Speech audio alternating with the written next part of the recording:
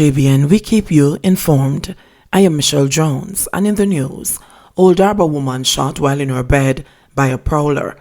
A woman and her family are counting their lucky stars after she was shot by a prowler at their Patrick City home, Old Arbor.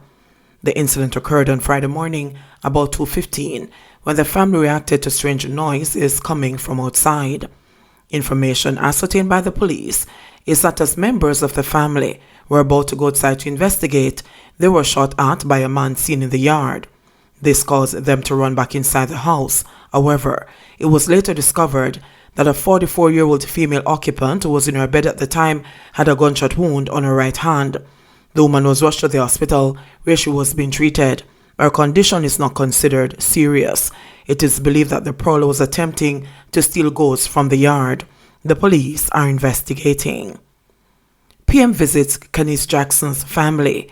Prime Minister Andrew Holness visited the family of 20-year-old accounting clerk Kenneth Jackson, whose body was found at the Portmore fishing village in St. Catherine on Friday. Jackson, a resident of Independence City in Portmore, had been missing since Wednesday after leaving home for work. The Prime Minister visited the family before touring the first coronavirus COVID-19 vaccination blitz held at the National Arena on Saturday. The police have someone in custody. They are very advanced in their investigation and in collecting evidence, both forensic and other evidence, and we are certain that we should be able to bring this perpetrator to the doors of justice for justice to be served, Holness told the media inside the National Arena during his tour. Jamaicans are rightly outraged, and that outrage should continue. Criminals should not feel that they can commit acts, the Prime Minister said. He argued that in addition to the outrage, citizens need to think about what they can do to make space less favorable for criminals. Sometimes the people around us are exhibiting signs that are deviant. They may even tell you that they intend to commit the act. They may speak ill of someone in such a way as to suggest that they have ill motives against someone. All of this should be information that you'd want to share with authorities to help, he said. Golding says pepper spray and mace not illegal for personal protection. Leader of the opposition, Mark Golding, says pepper spray and mace for personal protection are excluded from the definition of an offensive weapon and are legal in the country. Ladies, your safety is paramount. Please note that pepper spray and mace for personal protection are excluded from the definition of an offensive weapon in Jamaica and therefore legal, Golding shared on social media on Friday.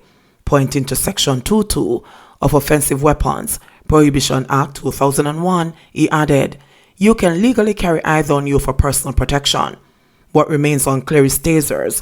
I'll commit to doing some further research and advocating for them to be permitted for personal protection if they should be considered in the same category as pepper spray or mace," Golding said. Golding's statement follows the national outcry for the legislation of pepper spray for personal protection following the murder of 20-year-old Kenneth Jackson. Jackson's body was discovered Wednesday morning on Dyke Road in St. Catherine in a state of partial decomposition after she went missing on Wednesday. The police have taken a 50-year-old mechanic into custody in relation to the incident. Senate President says sorry for using the F word in the upper house. Senate President Tavares-Finson has apologized for dropping an F-bomb in the upper house of Parliament during a bad-tempered row with opposition Senator Lambert Brown.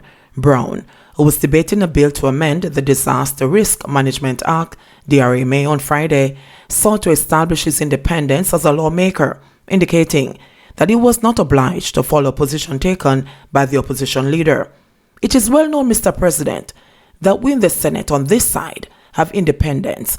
We don't sign any undated letters. We're not like you who signed undated letters," Brown charged. He was hinting at a 2015 court ruling that doomed as unconstitutional then opposition leader Andrew Holness's bid to remove government senators Arthur Williams and Dr. Christopher Tufton in 2013 with pre-signed undated letters. Brown's remarks came against the background of a comment by leader of government business Kamina Johnson-Smith that opposition leader Mark Golding had informed Prime Minister Andrew Holness that he did not have to establish a joint select committee to examine the DRMA. Brown insisted that a joint select committee was crucial based on the wide powers being given to the Prime Minister to make orders that attract criminal sanctions under the amended law. However, Tavares-Finson intervened, reminding Brown of Johnson Smith's remarks. "You don't hear what the leader said, that the leader of the opposition rejected the invitation for a joint select committee," Tavares-Finson questioned. The sitting then took a turn that eventually led to scathing remarks being exchanged between Brown and Tavares-Finson. I want to step into the fore. Mr. President, it is well known. No, I'm not. It is well known, Mr. President, that we in the Senate and this side have independence. We never sign any undated letter. We are not like you who sign undated letter. We on this side have the capacity to say don't draw my tongue in here today. No, I don't draw my tongue. Because everybody knows how to reach over there. So don't bother try that with me. Don't try that with me in here. I don't draw the tongue. Don't try it. I don't draw the tongue. Who sell and who buy position in the Senate. So don't draw my tongue here. And when I use that phrase, I'm quoting a well-known Jamaican Prime Minister. Don't draw my tongue in here today. If you come into the arena, you're going to get response. Later during that sitting, Tavares-Finson said he was sorry for making the remark. "I wish to apologize to you because you said something to me and I responded in a way that is most uncharacteristic of me. So I wish to apologize to you and to the viewers at home who may or may not have picked up a sort of vulture remark that I made," he said. "I apologize to you publicly, and I apologize to the younger viewers at home who may have found my strenuousness a bit unsettling," he added. Johnson Smith thanked the president for his gentlemanly conduct. It was a day when other comments drew spirited responses. Senator Damon Crawford was pressed by the government benches to retract a comment he made about the Prime Minister. "Many who have criticized Mr. Holness have been arrested and publicized on the internet," said Crawford. Johnson Smith demanded a retraction, calling his statement misleading and baseless. After a long exchange between members on both sides of the aisle, Crawford recanted. The bill to amend the DRMA was passed after a lengthy debate with 3 amendments. The legislative change is being pushed in a bid to crack down on behavior linked to a spiraling 2-month wave of coronavirus infection that has cases surging past 38,000. Senior policewoman implores women not to stay in abusive relationships. Senior Superintendent of Police, SSP Stephanie Lindsay, is imploring women not to let the fear of financial uncertainty or of being alone allow them to stay in abusive or toxic relationships. Lindsay, who is the head of the Jamaica Constabulary Force, JCF Corporate Communications Unit, CCU, said there have been far too many cases of women remaining in abusive situations, oftentimes to their detriment. For all the other things that are happening in our lives, sometimes we simply have to jump up and step out, she said. Till death do us part. Those things don't work anymore. Don't be afraid to walk out of the big mansion or with your 2 pieces of clothing. Trust me, in many cases, you're leaving tons of problems behind, she said. Lindsay was addressing the Jamaica Teachers Association, JTA St. Anne Parish Association's Virtual Women's Safety and Security Forum on March 23 under the theme Women Rise Up, Prevent, Respond. She said that women should not be afraid to go it alone, noting that self-worth and mental stability are more important than a life of abuse and pain. She noted that while taking the bold step to move on might seem daunting at first, this can also lead to a kind of liberation that was never once envisioned. Lindsay also offered some safety tips for women as they go about their business. Always leave the house with a what-if mentality. Keep keys that are ready in your hands as opposed to in your bags. Always be on the lookout and don't, even a car accident, be quick to give your personal documents to strangers, she advised. 4 more COVID deaths, 480 new confirmed cases in a day. The Ministry of Health and Wellness has announced the recording of 4 more COVID-19 deaths locally over a 24-hour period up to Saturday afternoon.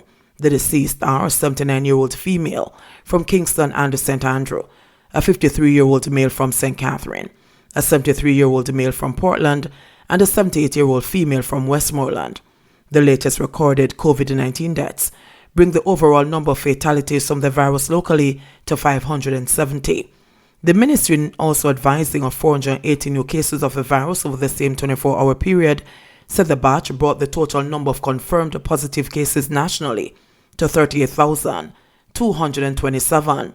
The new cases include 257 females and 223 males. The ages among the new cases range from 1 year to 96 years. The new cases were recorded in Kingston and St. Andrew, 123, St. Catherine, 103, St. Anne, 42, St. James, 39, St. Thomas, 29, Portland, 28, Trelawney, 23, Manchester, 21, St. Elizabeth, 19, Westmoreland, 17, Hanover, 16, Clarendon, 11, and St. Mary, 9. The country also recorded 181 recoveries, bringing the number of recoveries to 17,197. Over the 24-hour period, a total of 2,604 samples were tested, the ministry reported. The ministry also reported that of 475 persons now hospitalized with the virus, 55 were classified as being moderately ill, while 44 were classified as being critically ill. JBN, we keep you informed. Please remember to subscribe, like, share, leave us a comment, and click the notification bell to receive our daily news items.